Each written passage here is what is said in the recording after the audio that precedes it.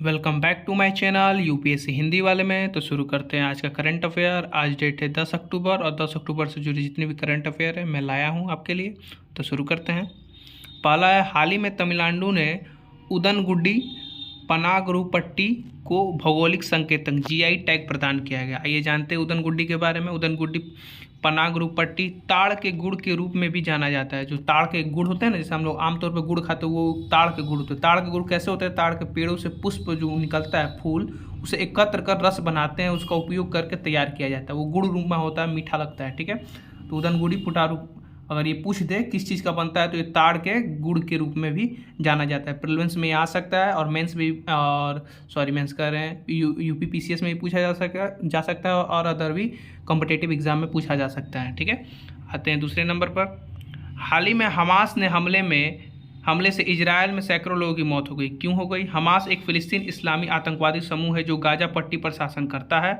वही इजरायल भूमध्य सागर के पूर्वी छोर पर स्थित एक देश है। देखिए, ये इजरायल हो गया ना, यहाँ पर एक छोटा सा क्या है, गाजा पट्टी है। यहीं पर क्या रहते हैं, ये गाजा पट्टी पर क्या रहता है, फिलिस्तीनी रहते हैं, इस्लामी आतंकवादी समूह का नाम है। ठीक है, और ये इजरायल है। ठीक है, पूरा, और यहाँ पर छोटा छोटा डॉट दिया है ना, ठीक, यहाँ बीच में कि यरूशलेम दिया है, ठीक, इसके ऊपर सीरिया है, ठीक, और ये जॉर्डन है, आप जानते ही हैं। बस इजरायल मैंने यहाँ पे लिख दिया क्योंकि छोटा लगता था, इधर इजिप्ट है। ठीक, जिससे आपको मतलब बोलते हैं ना हम लोग कि मैप देखने में भी आसानी होगी। ठीक है, इसलिए मैंने लाया। इजराइल की राजधानी क्या है? यरूशलेम है, आप लोग याद रखिएगा। ठीक, आते हैं तीसरे नंबर पर।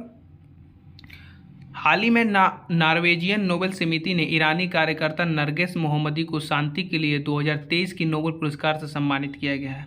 यह पुरस्कार उन्हें ईरान में महिलाओं के उत्पीड़न के खिलाफ उनकी लड़ाई और सभी के लिए मानवाधिकार और स्वतंत्रता को बढ़ावा देने के लिए दिया गया है। ठीक है, मानवाधिकार को और स्वतंत्रता को बढ़ावा देने के लिए, कहाँ पर? ईरान के महिलाओं के उत्पीड़न के खिलाफ। याद रखिएगा, ये अगर प्रीलिम्स में ये पूछ सकता है, इराक दे देगा या कि कोई और देश दे देगा, उसके खिलाफ दिया गया है कि नहीं, क्योंकि हमको पता है कि 2-3 ऑप्शन दिया रहता है, उसमें से पूछा जाता है। ठीक है, और इनके बारे में थोड़ा बहुत जान लेते हैं हम लोग। ठीक है, नरगिस मोहम्मदी का जन्म 1972 के ईरान में हुआ था। वह वर्तमान में राज्य विरोधी प्रचार फैलाने और मानहानि के आरोप में वहाँ एक हिरासत सुविधा में रह रही हैं। ठीक है, अभी याद रख लीजिएगा, 1972 में इनका जन्म हुआ था ईरान में, और वर्तमान राज्य विरोधी प्रचार फैलाने और मानहानि आरोप के यहाँ से हिरासत सुविधा में अभी रही है, मतलब कि अभी ये कस्टडी में है। ठीक है, याद रखिएगा, ये पूछ सकता है यूपीएससी और स्टेट पीसीएस में भी पूछ सकता है, ऑल अदर एग्जाम में भी पूछ सकता है, एसएससी में भी पूछ सकता है, तो इम्पॉर्टेंट है। ठीक है, हाल ही में एक नए शोध में पता चला है कि 2019-20 में पूर्वी ऑस्ट्रेलिया ब्लैक समर झाड़ियों में लगी आग के कारण जलमार्गों से प्लेटिपस गायब हो रहे हैं। प्लेटिपस क्या है? प्लेटिपस एक बत्तख जैसा अंडा देने वाला स्तनपायी है। ऐसे होते हैं सब प्लेटिपस, चोंच निकला रहता है और ऐसे रहते हैं सब। ठीक, स्तनपायी है। यह ऑस्ट्रेलिया के पूर्वी तट पर पाए जाने वाले अर्धजलीय स्तनपायी है। यह एक छोटी प्रजाति है, रात्रिचर शिकारी है ये। ठीक है, याद रखिएगा, रात्रिचर शिकारी है। ठीक, यह उष्णकटिबंधीय वर्षावन तराई क्षेत्रों के सुदूर और उत्तरी क्वींसलैंड के पठारों से लेकर तस्मानिया और ऑस्ट्रेलिया आल्प्स के ठंडे ऊंचे इलाकों तक मीठे पानी के प्राणियों में पाए जाते हैं। याद रखिएगा, मीठे पानी के प्राणी में पाए जाते हैं। आयुसीएन स्टेटस इसका क्या है? नियर थ्रेटेड है। मैक्सिमम आयुसीएन स्टेटस जरूर पूछता है, याद रखिएगा, तो नियर थ्रेटेड है। ठीक है, याद रखिएगा। पांचवा क्या है? हाल ही में केंद्रीय मंत्रिमंडल ने अंडमान निकोबार, दादर और नगर हवेली और दीव केंद्र शासित प्रदेशों के लिए किराएदारी नियमों को मंजूरी दे दी है। किराएदारी लैंड लॉर्डिंग होता है ना, लैंड किराएदारी नियमों को मंजूरी दे दी है। किसके तहत दी है? अनुच्छेद 240 के तहत दी है। ठीक है, याद रखिएगा, किसके तहत दिया है? अनुच्छेद 240 के तहत। प्रीलिम्स में पूछ सकता है, स्टेट पीसीएस में और यूपीएससी में पूछ सकता है, तो याद रखिएगा अनुच्छेद 240। थोड़ा अनुच्छेद 240 के बारे में हम लोग जान लेते हैं। भारत गणराज्य के 7वें वर्ष में 7वें संवैधानिक संशोधन अधिनियम द्वारा प्रतिस्थापित किया गया। मतलब कि 7वें वर्ष में जो भारत का गणराज्य है उसके 7वें वर्ष में और 7वें संवैधानिक संशोधन के प्रतिस्थापित किया गया है। ठीक है, थोड़ा ये जान लेते हैं। यह अनुच्छेद भारत के राष्ट्रपति को केंद्र शासित प्रदेशों के लिए नियम बनाने के अधिकार देता है। आपको पता ही होगा, राष्ट्रपति उसका क्या करते हैं, वो नियम को बनाने के लिए अधिकार देते हैं। ठीक, और भारत के संविधान में 27वें संशोधन द्वारा इसे संशोधित किया गया। किसके तहत? भारत संविधान के 27वें संशोधन द्वारा इसे संशोधित किया गया है, तो ये याद रखिएगा। ठीक है, आते हैं 6वें नंबर पर।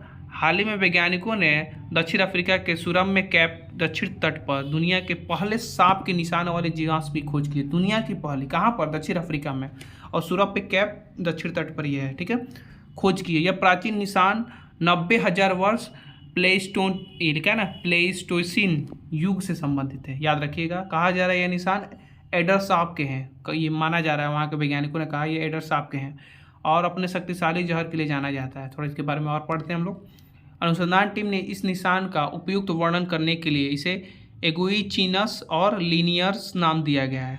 पफ एडॉफ बाइटिस एरिएटन्स एक अत्यधिक विषैली वाइपर है। याद रखिएगा, इसे वाइपर के रूप में जाना जाता है। और दोस्तों, अगर आपको इसका PDF चाहिए, इस सारे करंट अफेयर का, आज से लेकर जितने भी करंट अफेयर है, आज कल परसों जितने भी करंट अफेयर चाहिए, आप मेरे टेलीग्राम चैनल पर जाकर ले सकते हैं। डिस्क्रिप्शन पे मैंने लिंक प्रोवाइड करा दिया है, वहाँ पर क्लिक कर आप वहाँ पर पहुँचा सकते हैं। मैं डेली का डेली करंट अफेयर और PDF वहाँ पर पहुँचाता हूँ। तो PDF के लिए आप वहाँ पर जाइए और वहाँ पर PDF मिलेगी आपको, ठीक है। तो मेरे चैनल को वहाँ पर सब्सक्राइब जरूर कीजिए, सब्सक्राइब करें, वहाँ पर मेरे चैनल को जाइएगा और वहाँ पर चैनल को ज्वाइन कीजिएगा। और मेरे चैनल को अगर आप नए हैं और देख रहे हैं तो मेरे चैनल को सब्सक्राइब और बोलते हैं ना हम लोग, सब्सक्राइब और लाइक कीजिएगा ज़रूर, क्योंकि इससे मुझे मोटिवेट मिलेगा अगले वीडियो बनाने के लिए, ठीक है। आते हैं 7वें क्वेश्चन पर। लास्ट क्वेश्चन है, हर साल अक्टूबर के विश्व हाइड्रोजन और ईंधन सेल दिवस के तौर पर मनाया जाता है।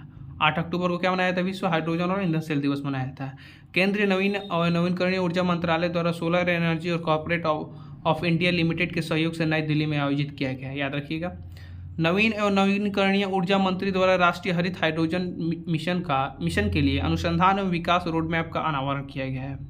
इसमें 400 करोड़ रुपये का प्रावधान किया गया, जिसका लक्ष्य क्या है?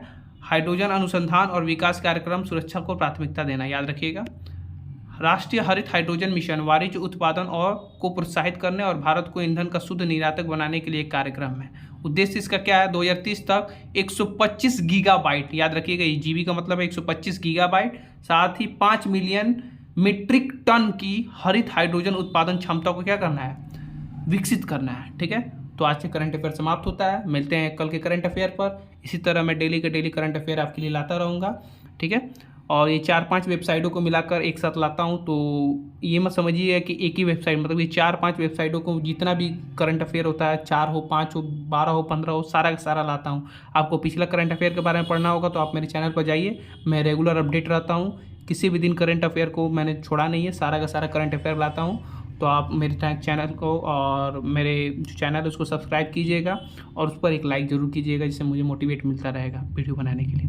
धन्यवाद, मिलते हैं नेक्स्ट करंट अफेयर के लिए।